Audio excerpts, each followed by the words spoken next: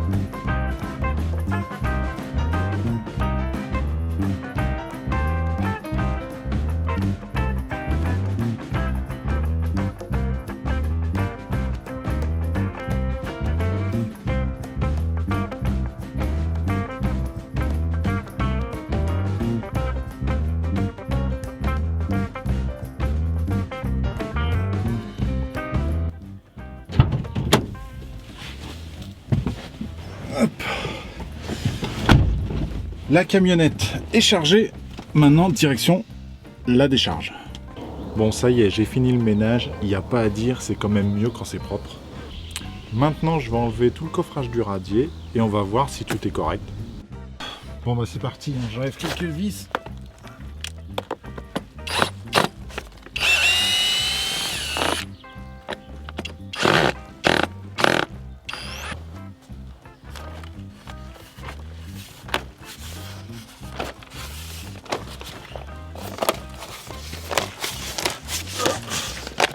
Bon, j'enlève toutes les agrafes là.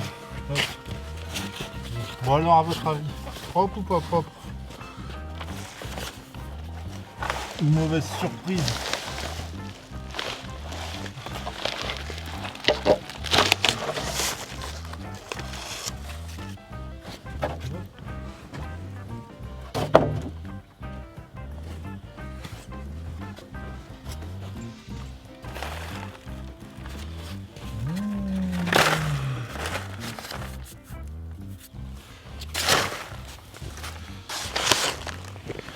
Regardez-moi ça. Il est nickel. Nickel chrome. Bon là j'ai les petits plis de la bâche. Mais tout est bien englobé là. Tout est parfait là. je suis content. Pour l'instant, c'est bon. Donc je vais continuer, je vais enlever toute la longueur et on va voir si c'est pareil partout. Et après, je nettoierai, vous savez, les petites parties là, ici. J'aurai juste à passer un petit coup de pelle et tout ça, ça va sauter. Donc voilà. Donc c'est parti, je continue.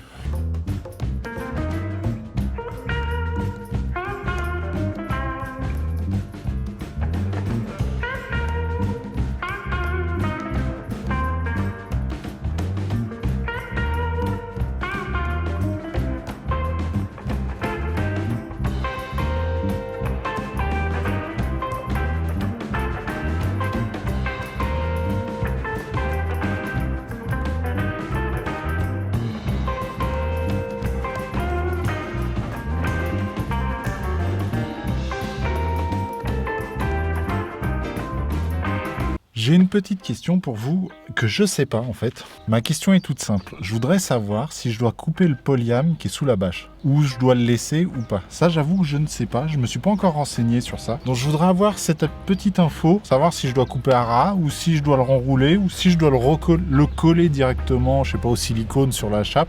J'avoue que je sais pas. Dites-moi dans les commentaires qu'est-ce qui est préconisé et qu'est-ce que vous avez déjà vu ou qu'est-ce que vous avez déjà fait si vous êtes professionnel. J'aurais aussi une autre question, c'est au niveau de l'étanchéité. Qu'est-ce que vous préconisez? Parce que je ne sais pas du tout. Il y a plein de choses qui existent. Je sais qu'on peut mettre une sorte de goudron dessus ou un truc bitumeux, je sais pas comment ça s'appelle. Soit des bâches, soit... Voilà, je sais pas du tout qu'est-ce qu'on peut installer et qu'est-ce qu'il y a de mieux. Parce que je voudrais quand même un truc qui tienne très très bien. Donc voilà, dites-moi dans les commentaires qu'est-ce que vous connaissez à ce niveau-là. Si vous avez des conseils, ça peut me servir et ça peut servir aux gens aussi qui regardent les vidéos. Dites-le moi, ça va m'aider. J'ai quelques petites idées, je vais me renseigner aussi de mon côté, mais vraiment sur ça, sur l'étanchéité, je me pose beaucoup de questions parce que je sais pas quoi mettre et vraiment être sûr que ça soit bien étanche. Donc dites-le moi dans les commentaires, ça va m'aider. Je sais pas quelle température il fait, mais là j'ai le ciel, il est bleu à gogo, j'ai le soleil, il est juste au-dessus de ma tête. Donc là j'ai chaud. Je sais pas ce que je préfère, la flotte ou le soleil qui tape bien. J'ai aussi terminé d'enlever tout mon coffrage de radier. Donc, tout est nickel, j'ai pas de ferraille qui ressort, tout est propre. Enfin si, j'ai un tout petit bout de ferraille qui ressort, mais bon, soit je vais le couper à ras, et puis ça sera très bien. Bon allez, ça y est, fin de journée pour moi, il fait chaud. Je suis comme un bœuf là, mais bon, ça va. C'était aujourd'hui une petite journée, c'était surtout du nettoyage. J'ai rangé toutes les planches de coffrage, j'ai enlevé toutes les vis. Elles sont nickel, toutes propres.